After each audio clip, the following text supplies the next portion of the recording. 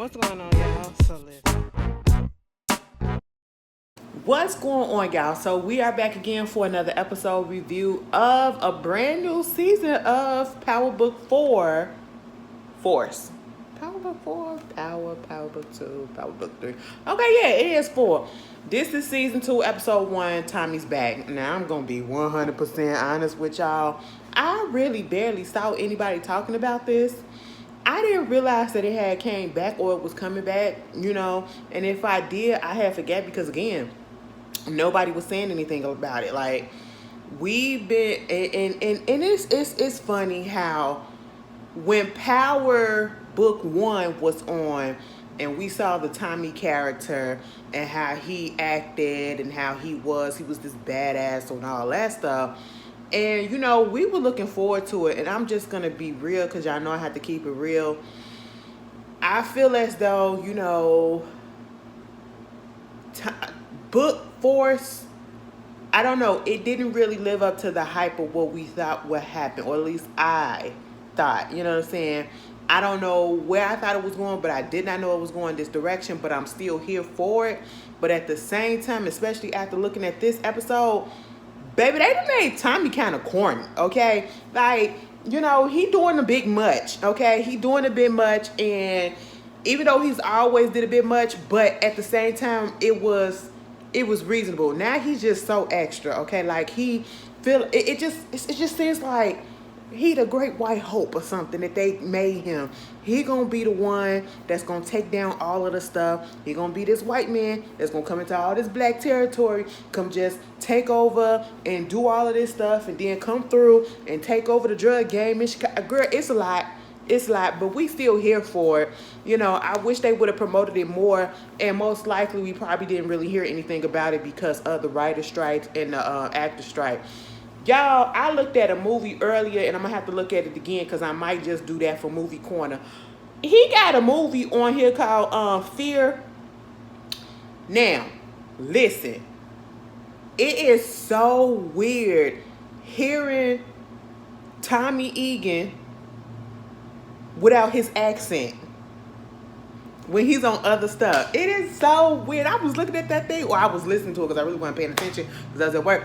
But I was just like, oh my God, I'm gonna have to look at this again because it was cute for what I saw. But yeah, get into the episode. Girl, I had forget about a lot of stuff that happened, but then things started coming back. We know that, he had the little beef going on with Walter Flynn. He come from New York. He's coming back down to Chicago, trying to set up roots, and he meet up and he reconnects with Liliana. Even though they didn't start off on the same team 100%, they became real close. I didn't realize they was that close, but they became real close. Well, I just forgot. And unfortunately, she passed away. She got shot because you got Walter Flynn's kids, Victor and Claudia. Claudia is very ambitious. Claudia is very much like her father, and she should be the one that takes over the empire because he is one of the main connects in Chicago when it comes to the drug operation. And the only reason why that he won't let Claudia do anything of like important stature and take over is because she's a woman, because he's so old school. He's that Irish old school type of person where the women are not supposed to lead like that, because they're not going to get respect and everything like that. So he has a son, Victor, that he wanted to take over, but Victor is not as he is. You know what I'm saying? He don't have that heart to take over. He's kind of soft in a way that if you're on the street, they'll probably consider you soft because he actually has feelings. And he wound up, putting his feelings on his sleeve for a woman that just so happens to be black. And, of course, the daddy can't have that. Not only is he sexist, he's racist, okay? He couldn't have a black woman up in the family. He wanted him to be with this, another Irish girl. And he winds up killing her. And tried to blame it on Tommy because Tommy been giving him issues. And at one point, Vic and Tommy was cool with each other after they got over their mess. They was working with each other. And then it flipped because he thought Tommy was the one that killed his girl. Come to find out when he realized, no, this is not it. So Claudia and Vic finds out that they daddy Okay? And I said, girl, we could have told y'all that all this already. Claudia then came up with this new drug because she trying to break free from her daddy and to show him that, listen, I can do some things too. And it's called Dahlia. You know, it's black. It looks black, and then you put it on. It has a high out of this world, right? But with no real side effects, okay? And so at this point, they have an all-out war at the end. We bring in the Serbs again to help, and, you know, things happen where, you know, Claudia was still trying to take care of her daddy, because that parental feeling ain't gonna go away, especially when you really close, regardless. So instead of allowing her father to get killed, she winds up putting a bullet in Liliana. Mind you, she was supposed to be partnered with Tommy at this time. So now it's just F that. He gonna find out who killed her. This is where stuff opens up with him just sitting on the couch. Tommy up in his place, sitting on the couch, drunk, talking to himself in his boxer briefs with Fruit Loops and Apple Jacks all over the table. I said, first of all, you could clean up, but for the most part, it did look a little decent in there, because I would have thought it would have been a mess. All right, but he just in his feelings a little bit. You know, he got Liliana talking to him from the grave, talking about something. What you gonna do? You gonna sit here? It's been a couple of days since I've been dead, and that nigga Flynn, he's still out here walking. He's still out here doing what he doing. What you gonna do? And I said, damn, I didn't know that he was that deep with Liliana. But I didn't remember, because I had to think back and was like, yeah, that's his homegirl, okay? And so you got that going on, and now he really just want to get out here and he want to F things up with them, which is, it's going to be a lot, because everybody finna be coming for Tommy at this point, and especially the way the stuff ended at the end of the episode, the FBI is coming on him too. They still trying to figure out who he is. They got a clear picture of him. They know that he got some dealings with the Serbs, with the CBI, which is Diamond and Jenard. Baby, we'll get to that in a second, okay? And they just trying to figure out where he is and who he is, okay? Mind you, the main girl that they got, the lady, the detective, whoever, the FBI person in head, it's Dre. Dre from The Shy, okay? Nina girlfriend or slash wife, I should say. I said, come on, get them checks. Get them checks. And Nuck from The Shy is on here too. When Jenard went to go meet up with Miguel, his connect, that was Nuck with him, and he told him to stay. They told him to stay outside. Yeah, I said, look at Nucky Nuck. Nuck, give you buck, right? But they trying to figure out who he is. They don't know anything that's going on. This one officer in there, she like, girl, I can find some way to get some fingerprints. And guess what happened? He winds up getting some fingerprints. The lady wind up getting fingerprints. You want to know how? Because first of all, Tommy got a brother that he did not know about until season 1, okay? And then he also has a nephew. The nephew got shot. The nephew kicking it over there with Kate, okay? Kate is actually acting like somebody's grandmother slash mother. Tommy is surprised, okay? She just looking like, I cannot believe this. Like, she really taken to this boy, okay? At the same time, he's over there talking to his son, PJ, his brother, and basically like he want to get revenge. He really wants to get revenge and figure out who in the Flynn's organization took out Liliana. Meanwhile, he goes over there talking to Kate. Kate, you know, she yarns and stuff, and he was like, "Oh, you tired? You looking a little you looking a mess, okay?" And then gonna give him pull out a little pick me up. I said, God damn. The way he gave her that little cocaine baggie and said, here, take it. It was like he was giving her a piece of chocolate. Like it was normal. Kate looked at that thing and I said, damn, Kate, I forgot y'all used to do drugs together. For real, okay? If you go back to the Power days, and I'm talking about Power 1, I said, damn. But Kate said, nah, bruh. I'm clean. Keep that shit away from me. Tommy was confused as shit. Tommy was confused as ever. I said, child, Kate ain't never turned down a baggie. All right, she ain't never did that. I said, let me find out Kate trying to turn over a new leaf. Girl, anyway, so then Tommy get called over there to Diamond.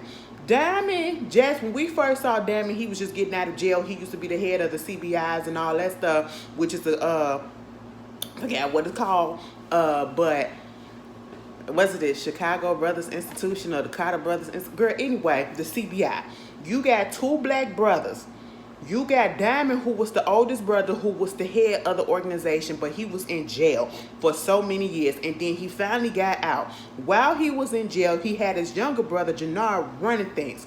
Jenard couldn't take the fact that Diamond came back out, and Diamond is trying to switch up how you run things and make it smarter, and not so just gung-ho to do any and everything the way that Jenard is, okay? Because Jenard basically is acting like somebody that is a young-minded person, okay? That's basically what it is. He's not maturing. He's not putting any thought to anything. He wants stuff so fast, and he wants this.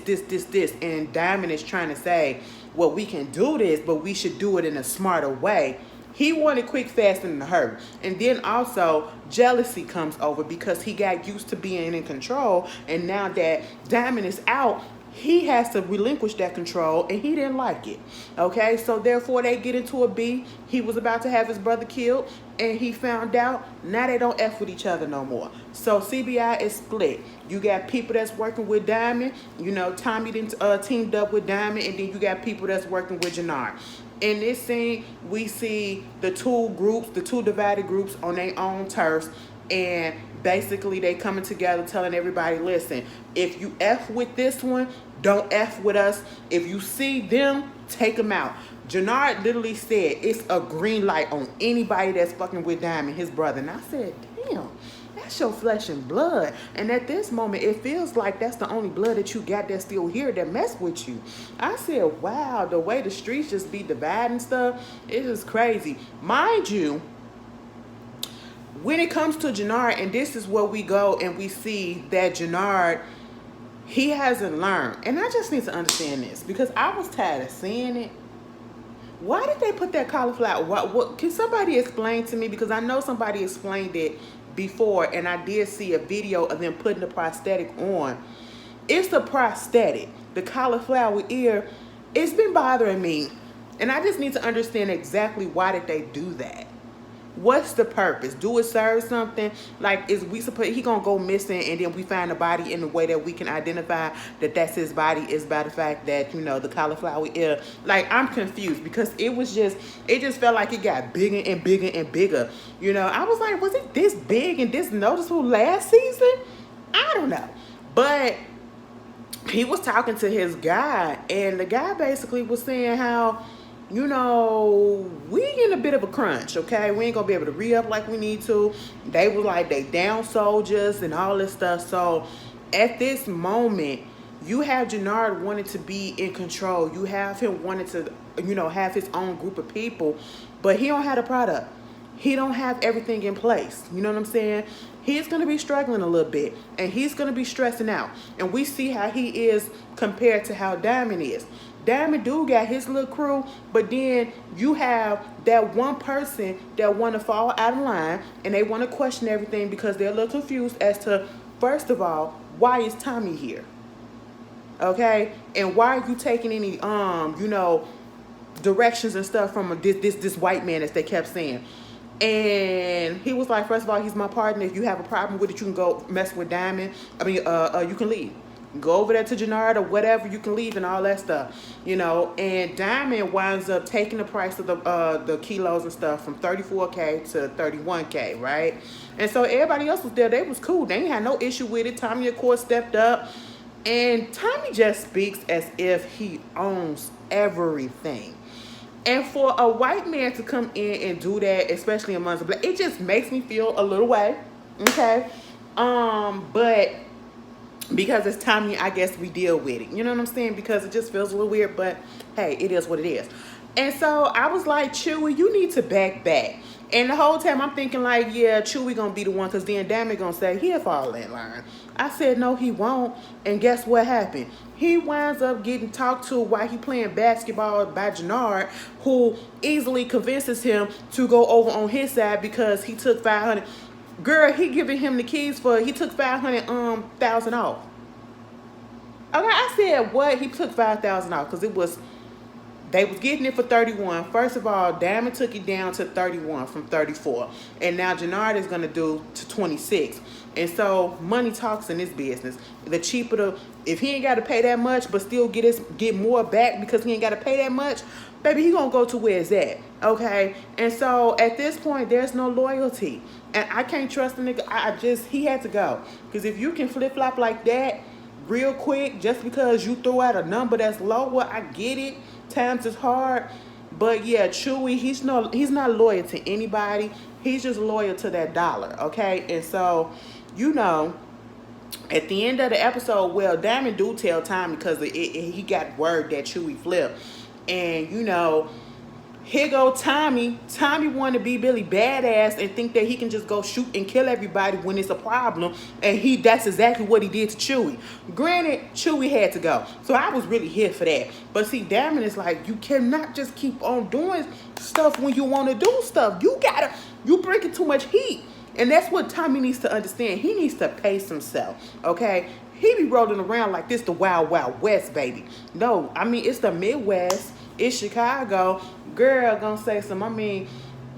It's a whole bunch of killers in Chicago. Anyway, I said, now hold up, Tommy. Man, you know the actor that played Tommy, he from Chicago, so he knows exactly what it is. I said, well, you ain't have to put us on Front Street like that. That don't mean that you have to contribute to the crime rate, okay? Calm it down. Tommy be high, so he just be flying. That's just what it is. That's how I got to look at it. Meanwhile, he gonna cause a problem for Damon, because Damon, my baby boy, he first of all, that bitch broke up with him. Okay, Adrian gonna send him a text message. I said that is some of the lowest, most disrespectful thing that you can do to a person is to send them a DM or a text message to break up with them and say that this ain't working. I said, excuse me, after I done been up in your guts and you let me get vulnerable with you, you gonna send me a text message talking about I realized that I'm not cut out for this life. It's over between us. I can't do this no more. I said, what? You a coward. You couldn't even call the phone. Mind you, some of y'all gonna be like, well, I done the same thing. Well, if them bullets hit, I feel like that's some coward ass shit. No, you talk to me on the phone or you FaceTiming me. Let me see what it is, okay? Tell me to my face. And I respect it more than that. Because then if I didn't have nothing negative to say about your ass, you gonna be all type of bitches in the book. You know what I'm saying? But he got to be careful because he goes to his new parole officer. Because remember, the officer that we had last season, he got found out for working with CBI by that other white officer who was trying to, blackmail him if he wanted to stay on the job.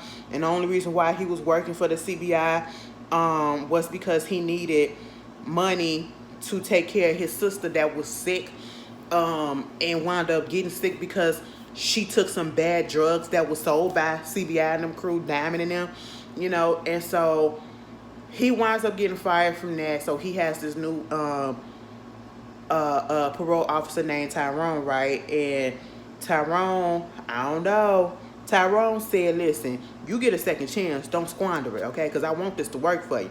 But I'm going to just tell you this. You better show up on time, okay? There's going to be random drug tests. There's going to be random pop-ups. And you better have some, your screens and your web address going to be looked at to see if you're actually doing a work search. I said, he owns a barbershop. Why do he need to get a job? Girl, all right. It is what it is. And so you got that going on. You wind up seeing Jenard go to the Connect, okay? Miguel. I seen this video on not TikTok, Instagram. What is this Mexican dude?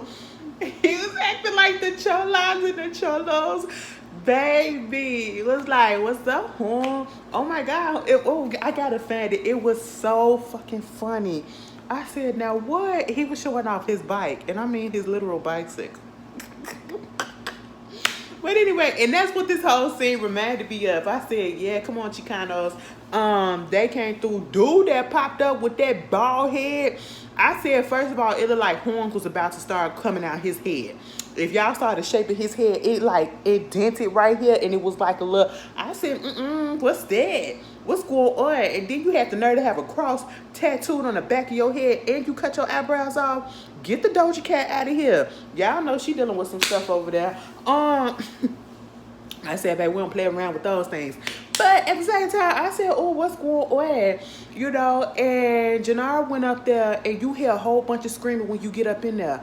I said, what is happening? Somebody getting their ass beat back there. Girl, they opened up that door. That man was sitting up in that chair with the duct tape, arms to the thing, and he just looked like cigarette burns just all over him.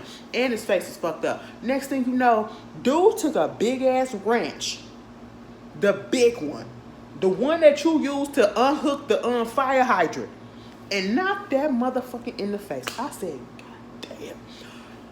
You know what? One thing that Power does is they will have a scene all the time, never fail, each season, that would make me cringe so bad.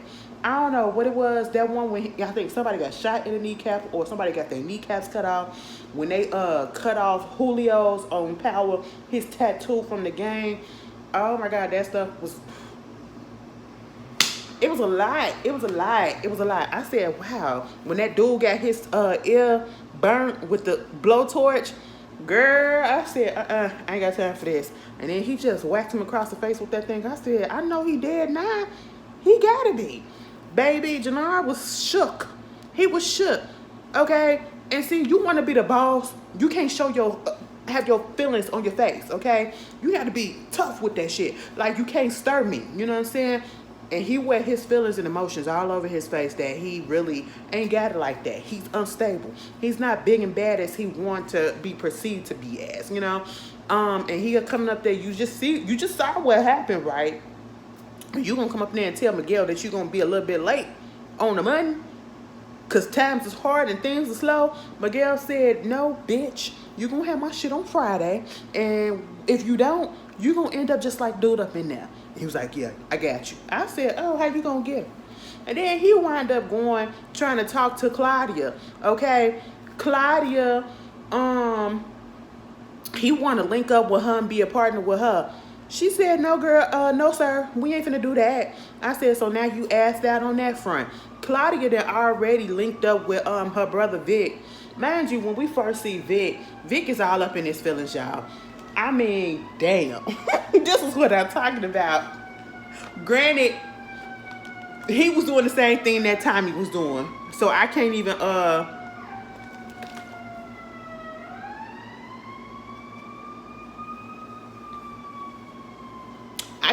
go in on him because Tommy was in his feelings drinking when we first saw him, okay, over Liliana.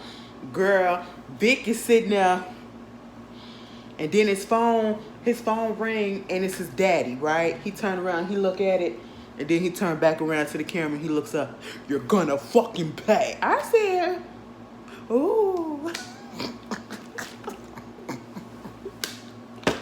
Oh, I'm scared. Vic, ain't nobody scared of you.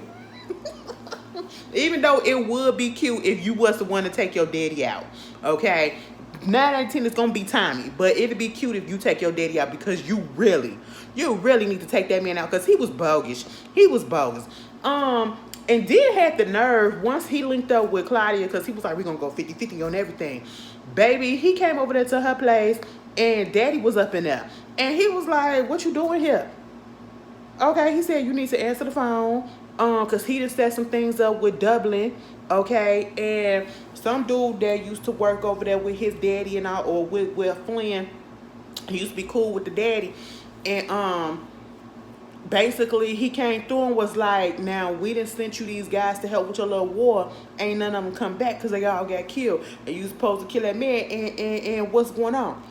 He needs some more reimbursements, okay? He needs some reinforcements, some reimbursements, he needs some new people. And, you know, he was like, this the price that you got to pay. He said, that's a pretty steep price. He said, well, yeah, this is what you're going to have to pay. And my daddy was friends with you.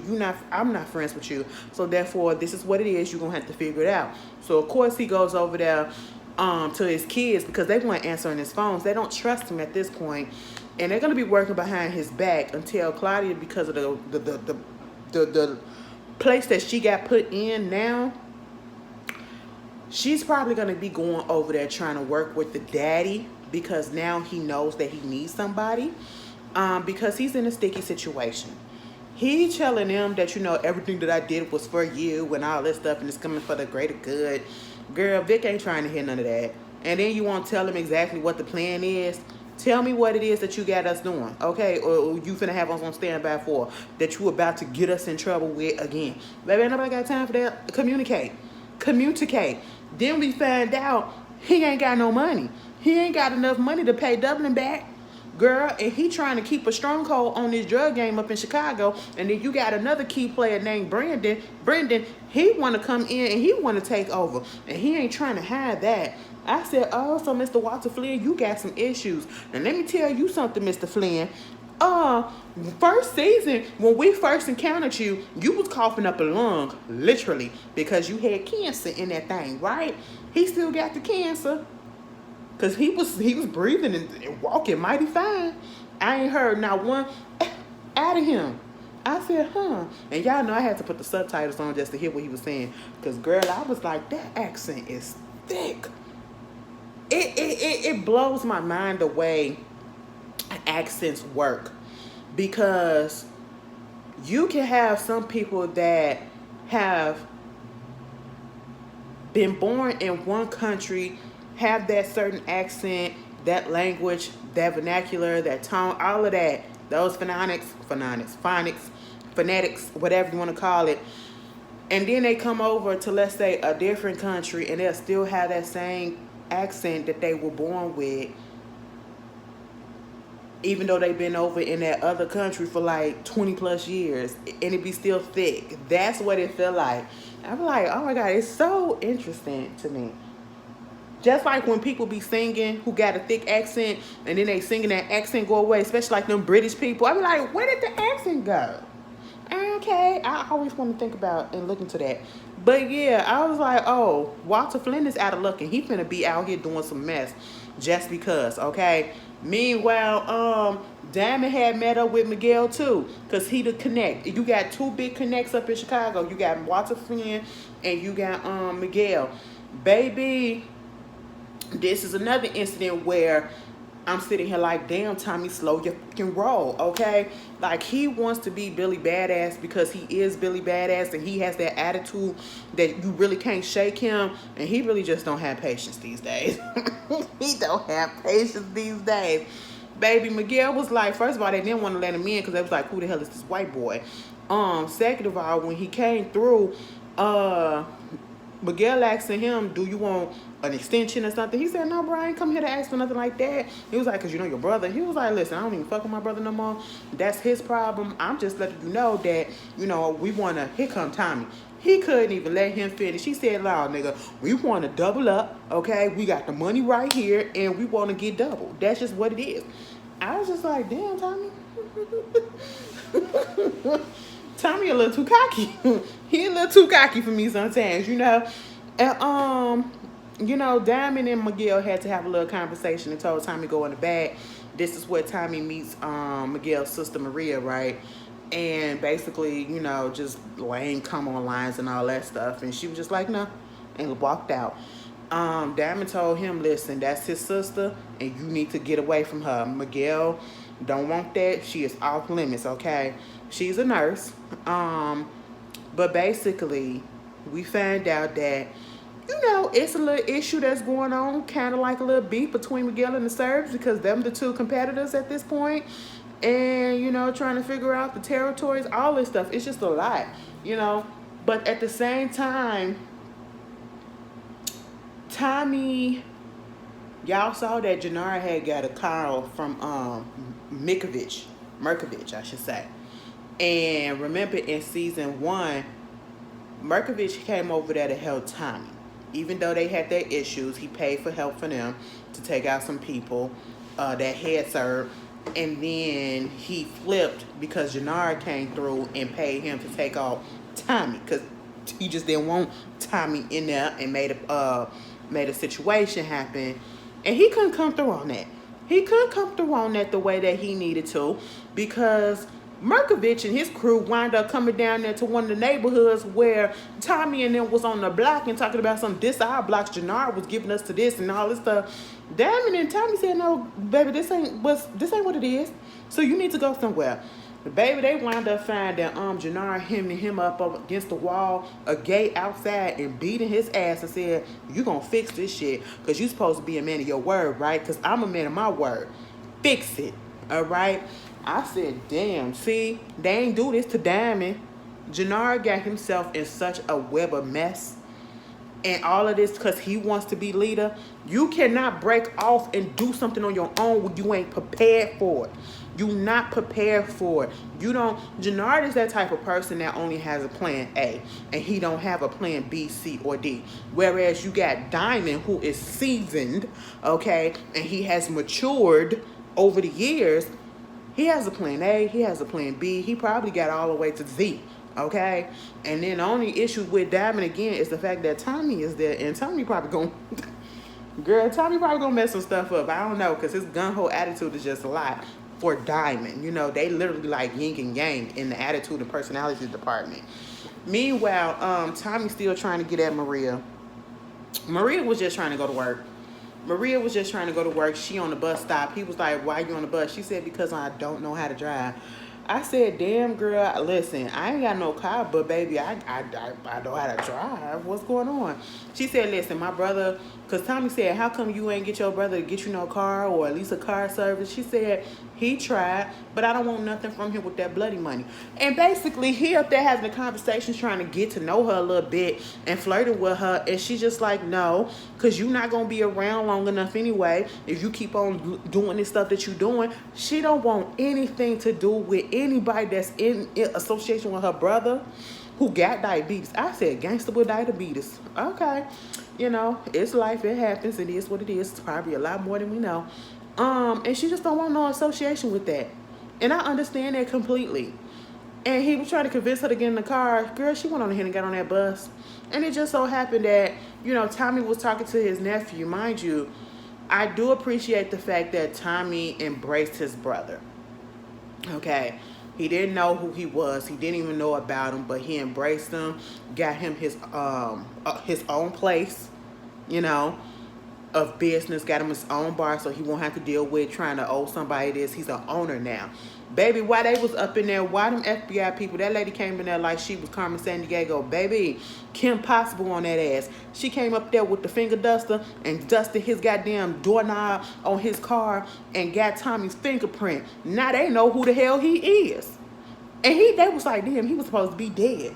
They said he died in the fire. Oh, but no, he didn't. He faked his own death. Now, let me ask this question. Why they had that black FBI agent, the guy, asking stupid questions? So you mean he faked his death? Nigga, if you see him walking and in the file, it say that he dead and he burnt up. And you see him out here and you got physical pictures that you done took. What does that mean? 1 + 1 = what? The way he asked that question, it probably equals 7 in his book. I said, damn, nigga, why they got him acting like that? I was just thrown from that. I said, really? How did you get into the academy? What happened in Quantico that you got there? Y'all remember that show, Quantico? Girl, Quantico used to be good until it wasn't. But anyway, I said, child. Next thing you know, he was up there talking to his nephew. He was talking to his nephew. His nephew wanted to get back there in the streets. You know, the nephew got shot last season. And so he's still recovering, right? Kate up there taking care of him and all that. And so he bored. And Tommy was like, no, you ain't trying to be out there in the streets or whatever. And then the boy wound up putting him onto another way of getting new customers and how to sell product online through codes. And it was like, it kind of looked like Snapchat or Instagram or TikTok. And he was like, it was a video of this dude dancing. And Tommy was like, I mean, he got some good moves. Darnell said, fuck them moves. Look at the emojis. And when he was pointing out the emojis and what it said, I said, what? He said, basically, he's selling that white on 80-something in Racine. I said, damn, bitch, how you know that? And then got real specific and said on the northeast corner. I said, what? These kids these days come up with some stuff all the time. Girl, all right, and this is his way to contribute and prove himself to Tommy because he wants to be involved. And Tommy said, okay, but you're going to do it from this seat in this house. And it was working because they sold so much they had to come in for a re-up early. Then we see Jenard going to get some money or whatever and making sure that he got this lady who runs this boxing gym and see if she gonna still be on his team. And of course, her whole thing is, yeah, I'm gonna be on your side. I'm with you because I ain't fucking with Diamond and he got that white man. It's all because of the white man. And the only reason why she truly fucking with Jenard because she wanna fuck him, which she winds up doing. Okay, I said he was sitting up in that house so shook. He was scared. He was stressed out. I said, Jenard, baby, you probably second guessing yourself now. Like, damn, maybe I shouldn't have tried to kill my brother. Because at this point, I realized that I kind of really need him. And maybe he was really right, but I don't want to say that just yet. Because I don't want to look like no bitch, even though I already am, So I was just like, damn, she has some nice nipples, though. I will say that. Them areolas was black. I said, yes, black of the berry, sweet of the juice. Y'all understand me. Meanwhile, Claudia still got that lady, the doctor lady that was doing the drugs, that she forced to do the drug formula, got her locked up, won't let her go. Okay, talking about some, no, the only way you're going to get out of here is if I shoot your ass. And I said, ain't that about a bitch? Girl, this is not slavery no more. It just felt like that a little bit. This white woman doing all this stuff to this black woman, all this. I just take it there all the time because it's just what it looked like. It's just what it is, And I'm just sitting here like, let her go. You got what the information that you need. She said, I give it to you.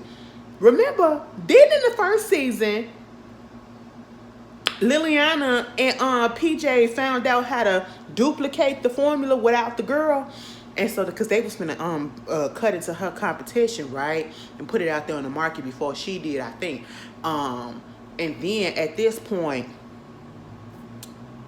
when Diamond and Tommy was getting their stuff together to re-up and all that stuff, baby, they done found out that Claudia was about to put Dahlia back on the street and everything, which would have been a problem for them because it's gonna cut into their profit margins. Tommy said, don't worry about that. Tommy got on the phone and called PJ and said, I need you to do me a favor. And at that moment in time, I already knew what it was.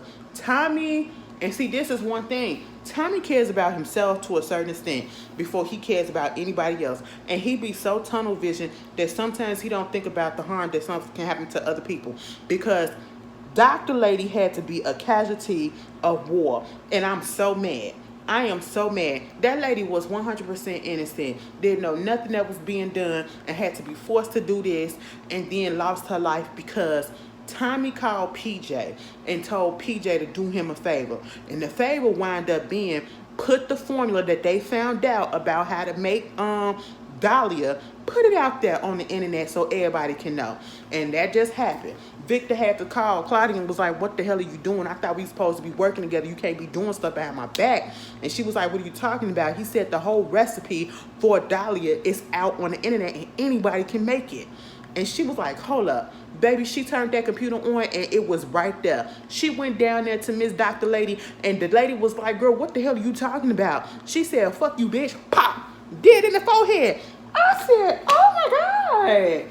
You know what? If Claudia, listen, Tommy and Claudia, they so much alike because they don't got they really don't hesitate with shooting somebody. They really don't hesitate. It is crazy. And I'm sitting here like, y'all might as well just link up.